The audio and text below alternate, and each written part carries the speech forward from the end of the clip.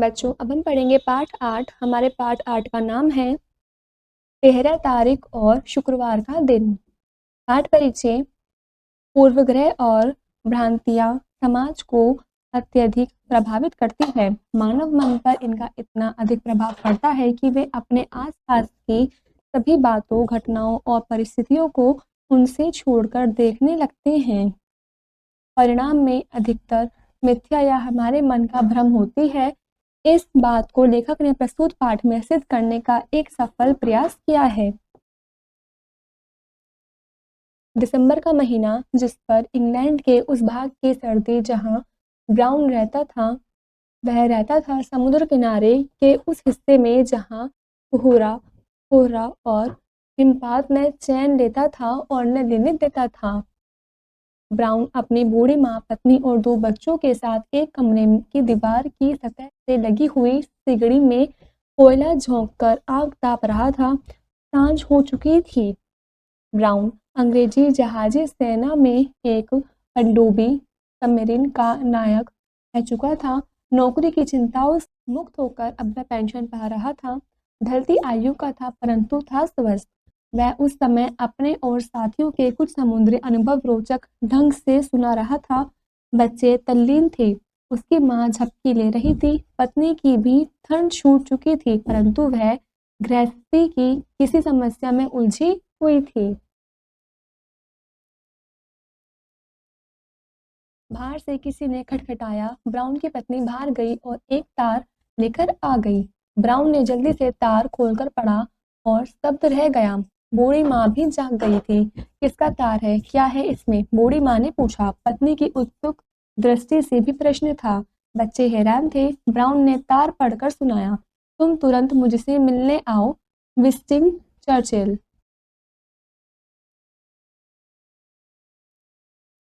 सन 1918 की बात है। उस समय चर्चिल अंग्रेजी जहाजी बेड़े का प्रधानमंत्री फर्स्ट लॉर्ड ऑफ एडमिलिट्री था। जर्मनी में घोर युद्ध हो रहा था। तुर्की भी जर्मनी के साथ युद्ध में शामिल था। अमेरिका अंग्रेजों के साथ था, परंतु भूमध्य सागर में जर्मनी की पनडुब्बियों और तुर्की के एक ड्रेडनॉट भारी भरकम फौजी जहाजों ने जो उपद्रव मचा रखा था, उसके कारण सुएज नहर का मार्ग बंद हो गया था। न अमेरिका कुछ कर पा रहा था और न इंग्लैंड। युद्ध ने भयानक रूप धारण कर रखा था। ब्राउन समाचार पत्र में पढ़ता रहता था। चर्चिल ने क्यों बुलाया? उससे आश्चर्य था। पत्नी बोली, अपने ही देश में कोई काम देना चाहते होंगे चर्चिल, शायद जहाज या नावें बनवाने का कार्य या उनकी देखभाल।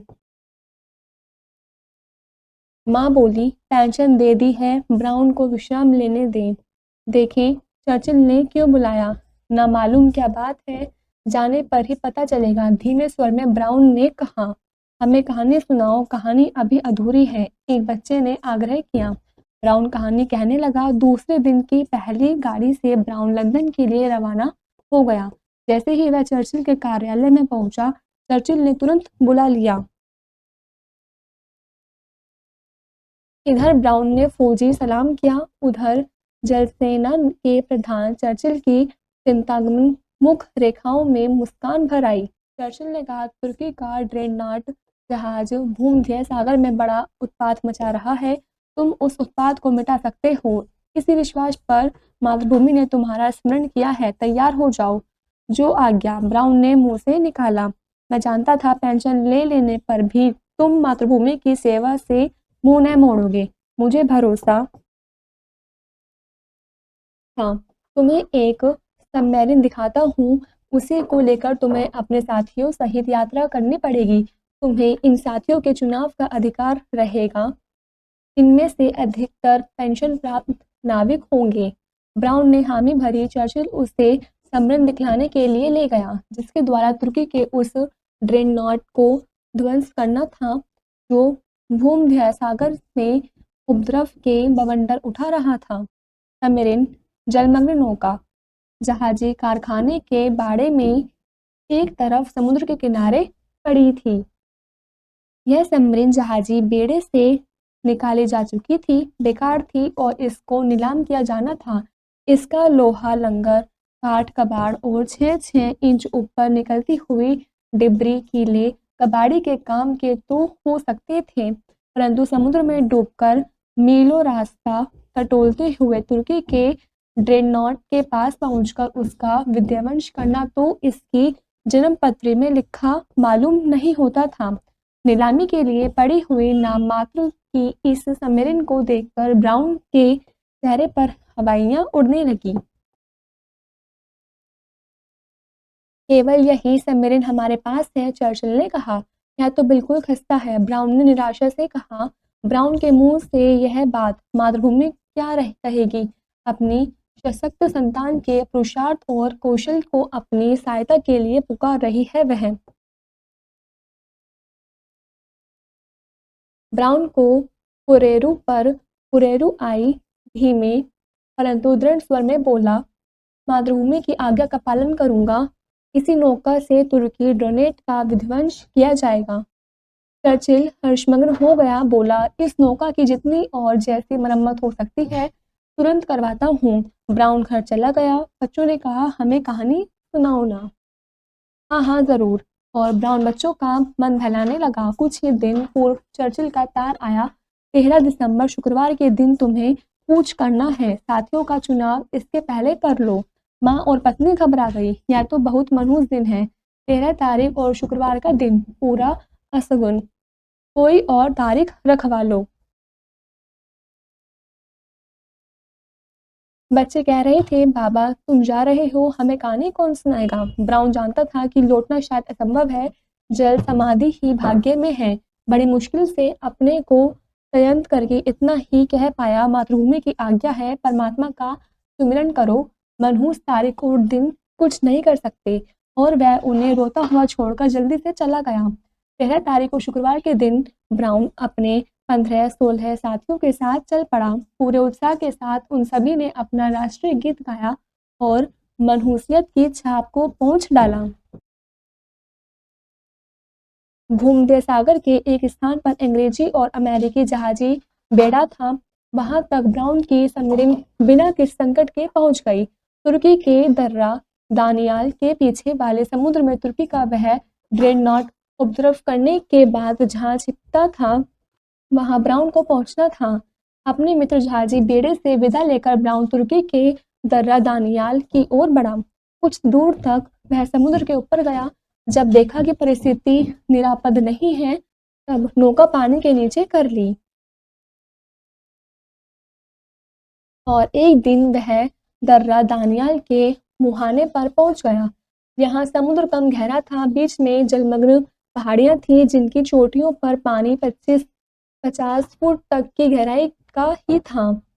उनकी गहराई में होकर गए कि सबमरीन पकड़ ही गई।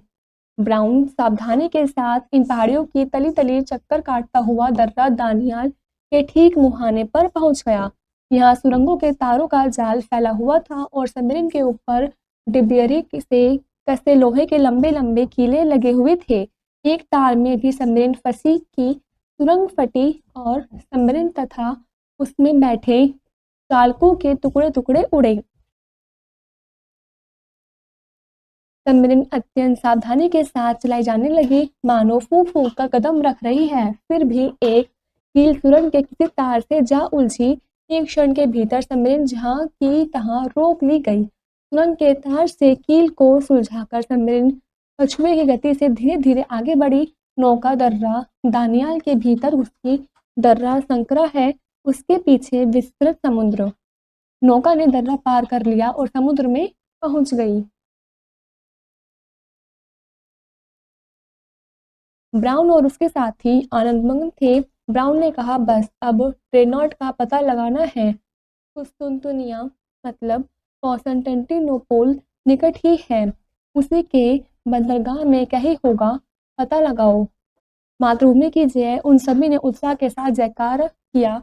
जिस इंजीनियर के हाथ में दूरबीन थी, उसने पता लगाकर बताया, यहाँ से मील सवा मील की दूरी पर ही है हमारा सौभाग्य। ब्राउन ने भी देखा, तुर्की का वह ड्रेडनॉट राजधानी के बंदरगाह पर स्थित था। झंडा लहर रहा था, परंतु उसकी बड़ी बड़ी तोपें गोले उगलने के लिए तत्पर दिखलाई पड़ रही थी। ब्राउन ने अपने सबमरीन का मोर्चा ठीक किया, टारपीड़ा जल पर चलाया जाने वाला विस्फोटक गोला संभाला और आदेश दिया, दागो।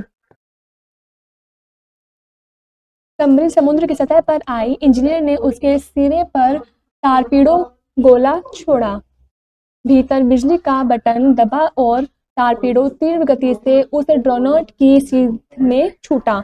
यह सब थोड़े से सेकंडों में ही हो गया। जब सबमरीन सतह पर आई, ड्रेनॉट के दूरबीन वाले ने उसे देख लिया और परख लिया था कि सबमरीन किसी शत्रु की है।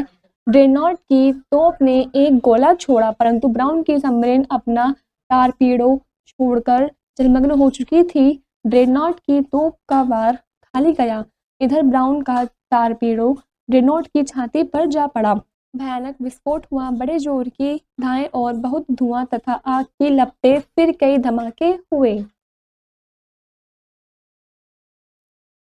कुछ मिनट बाद ब्राउन ने अपनी सबमरीन में से दूरबीन द्वारा देखा कि तुर्की के उस ड्रेनॉट का नामोनिशान तक नहीं बचा था। ब्राउन और उसके साथियों ने हर्षमग्न होकर अपना राष्ट्रीय गीत गाया। तब ड्रेनॉट के नष्ट करने के प्रयास में यदि मारे जाते तो कुछ चिंता न थी, परंतु अब सभी को अपने प्राण बचाने के लिए यहाँ से भागने की चिंता हुई। ब्राउन के सहायक नायक ने कहा, यहाँ से तुरंत चल देना चाहिए। ब्राउन ने दृढ़ता के साथ प्रतिवाद किया, कदापि नहीं, यहीं पड़े रहो। तुर्की का बेड़ा हमारी खोज इधर उधर सब जगह करेगा, केवल यहाँ नहीं करेगा, क्योंकि उसे विश्वास होगा कि हम बचने के लिए अविलंब भाग निकले होंगे। उसके साथी मान गए। सबमरीन वहां जलमग्न पड़ी रही। संसार भर के पत्रों में समाचार छपा कि तुर्की का ड्रेनॉट नष्ट हो गया है और उसके साथ ही ब्राउन की सबमरीन भी समाप्त हो गई है। ब्राउन के घर में कोहराम मच गया।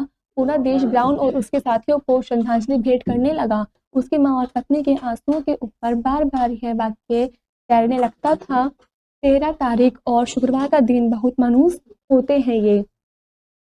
कई घंटे वहीं पड़े रहने के उपरांत ब्राउन ने अपनी सबमरीन सावधानी के साथ धीरे धीरे खिसकाई और एक दिन वह अपने साथियों समेत भूमध्य सागर स्थित अंग्रेजी अमेरिकी बेड़े के सामने समुद्र तल के ऊपर बलबलाती सबमरीन लिए जा पहुंचा। हर्ष के अनेक घोषों द्वारा उन सबका स्वागत किया गया। इंग्लैंड पहुंचने पर ब्राउन को विक्टोरिया क्रॉस भेंट किया गया। घर पहुंचा तो सारे का सारा वातावरण आनंद से खिलखिलाता पाया। अब सुनाऊंगा तुम्हें कहानी। ब्राउन ने बच्चों को बार बार हृदय से लगाकर आश्वासन दिया। उसकी माँ बोली, इन्हें यह जरूर समझाना कि 13 तारीख को शुक्रवार का दिन या परमात्मा का रचा कोई भी दिन पराक्रमी के लिए मनहूस नहीं होता।